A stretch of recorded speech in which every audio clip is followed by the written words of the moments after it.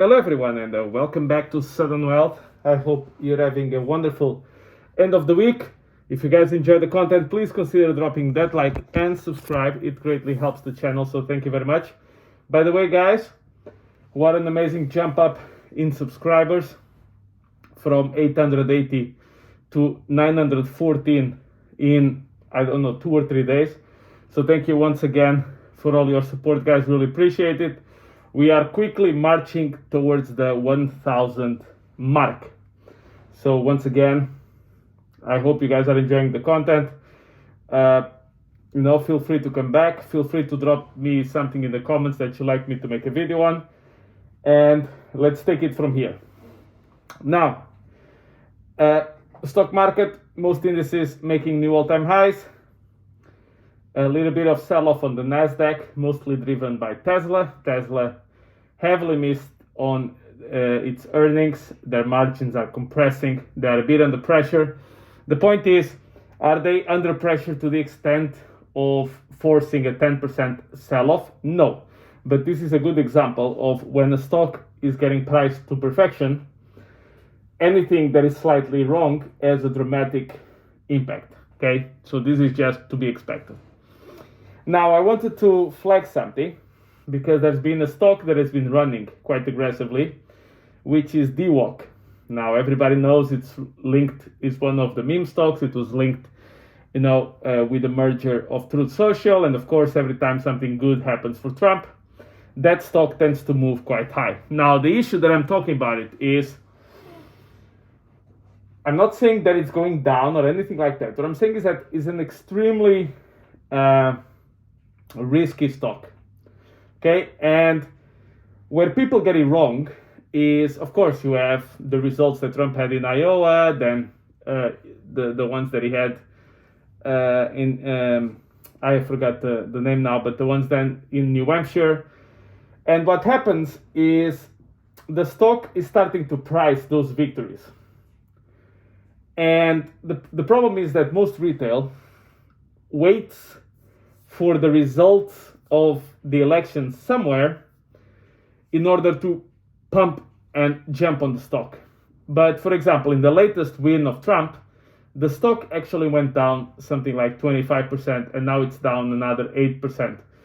My point being, I think the stock went up to $60, so it went from 14 to 60, which is a great rise. Congratulations to everyone that got in early.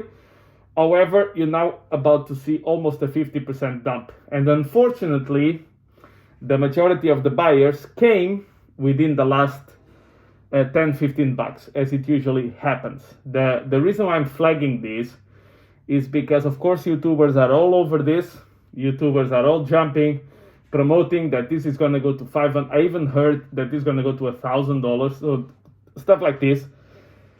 And the reason why I'm saying you to be careful is because this is the same type of pattern with AMC. Now, granted that AMC is in a completely, terrible condition. I mean, this company also has no assets or no revenues, but it's basically all depending on the merger and on the popularity of Trump. But what I'm saying you to be careful is that typically these events get priced in the first couple of days. So the people that get all the gains, they get them very early. And then the rest are people basically just FOMOing and trying to get the most they can of it. Now, I hope that everybody makes money. I hope that everybody does very well. Unfortunately, the reality has shown that that is much less likely than it is likely. Okay? And so just be aware of this. I'm not telling you to buy or sell, but just see that the majority of people are already deep in the red after the pump. Unfortunately, this is the way it goes. Now, I wanted to discuss something which is a little bit off topic for a Thursday, but I will do it in any case. And that is something that I've been seeing quite lately, and people that get a misconception about inflation. Look, what's been happening is governments basically get into debt in order to provide free stuff for people in order to get elected and re-elected. That's it. Now, in the US, these things have dramatically exploded. And in order to be able to cope with such high levels of debt, you need low interest rates. But when you have low interest rates, there's no point in saving money, so people invested in all sorts of things. So stocks go up, real estate goes up, the riskiest garbage goes up, crypto goes up, everything goes up. What that leads to eventually is malinvestment and misinvestment, in which then it culminates in bubbles, just like 2008, for example. Now, what the Fed and other central banks are poised to do is they will keep inflating the currency and getting debt and debt and debt and debt, avoiding at all costs that big pop in stocks, real estate, etc. So when I'm saying, for example, when I'm predicting new all-time highs, and when I say that these things can go much higher than people think, it's not because the companies are getting way better. It's not because real estate is getting way better. It's simply because the value of your currency is decreasing. So when you divide the asset by the currency and the denominator, the number below, gets smaller and smaller, the result of this gets bigger and bigger. But at the end of the day, you're not improving that much.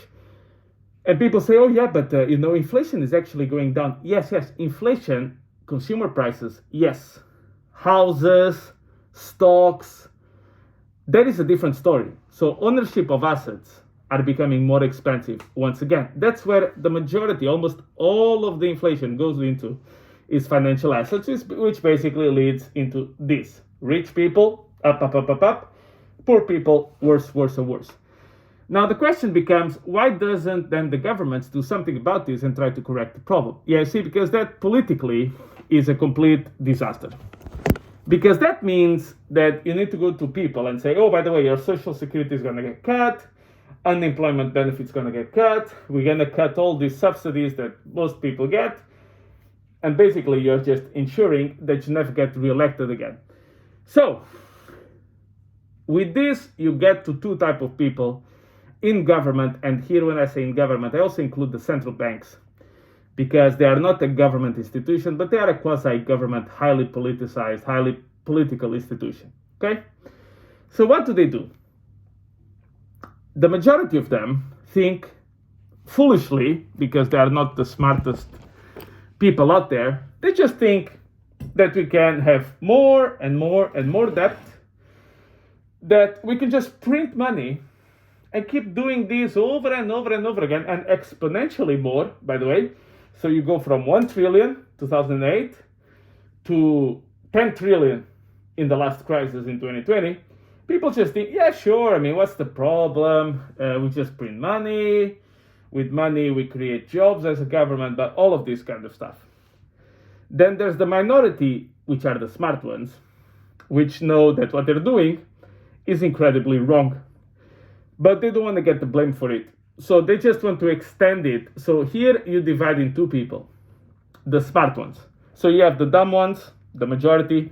They think that we can just magically do this eternally and nothing will happen. Then the question becomes, okay, but then why do we work? If printing money and issuing debt has no consequences, then nobody should pay tax, right? We should just print money and that's it. Of course, everybody knows that there's something wrong with it. Then within the smart ones, you have the ones which are very practical. They say, look, man, I just want to keep this going as much as possible. And hopefully by the time that this blows up, I'm already out of here and somebody will get the blame. So that's the practical, weaselly ones. Then you have a small subset, which are the smart ones. And they do understand all the implication of what's happening. They don't want to deal with the political destruction of doing the right thing. So they hope that, as funny as it sounds, capitalism and technology will solve the problem. You see, the idea is artificial intelligence will be such a massive breakthrough for mankind. I mean, what I've seen as of late is basically, you see how the internet changed the world? Now you need to think of it times 100. That's artificial intelligence for you at the moment that we know about, okay?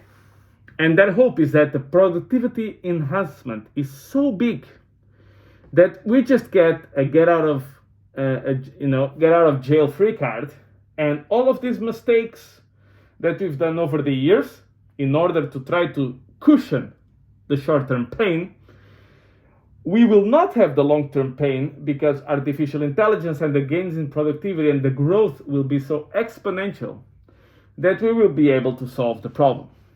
That's the idea. Will that be the case? To be honest, I really don't know.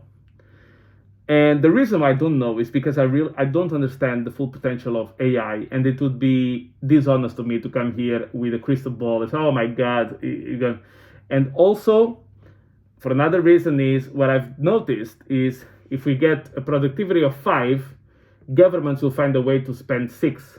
If we get a productivity of 10, governments will find a way to spend 11.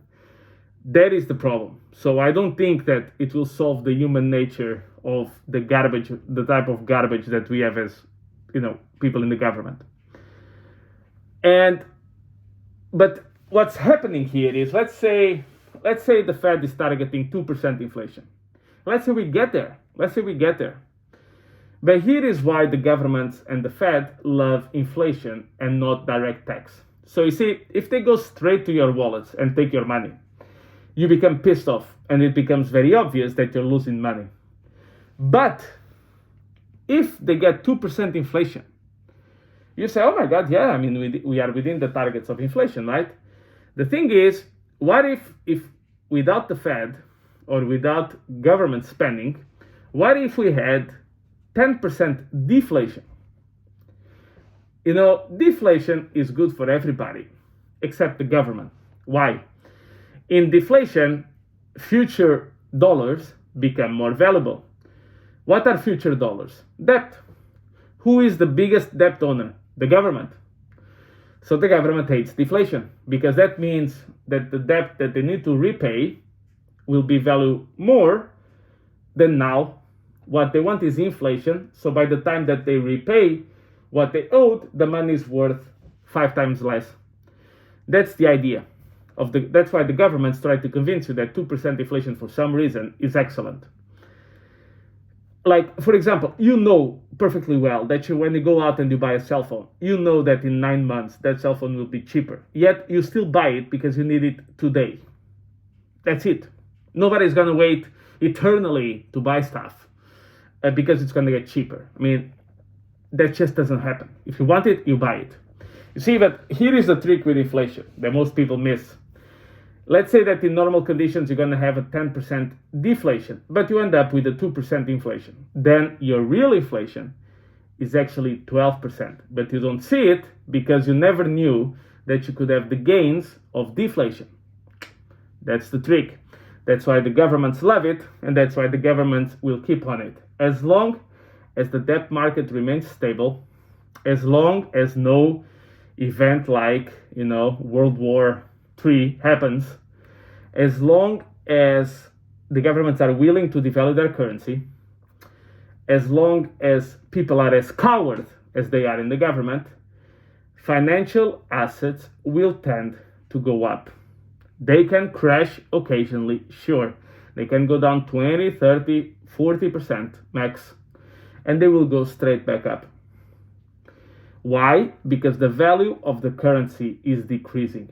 Not necessarily against daily things, but particularly against financial assets. So that means that for young people, you're going to get to a point where you're probably going to rent your entire life. That's the price you're going to pay, unfortunately. Maybe artificial intelligence cures all this. Maybe the governments find religion and all of a sudden change their ways completely and decide to take the benefits of artificial intelligence to solve the problems they created. Unfortunately, I tend to believe they will take the benefits of artificial intelligence in order to make themselves more powerful, spend more money, become more prevalent in your life, and that comes at a cost of your freedom. It is the reality. With that, guys, I'll leave you be. Catch you tomorrow. I hope you have a great day. And don't forget, like and subscribe if you enjoyed the content. And see you next time.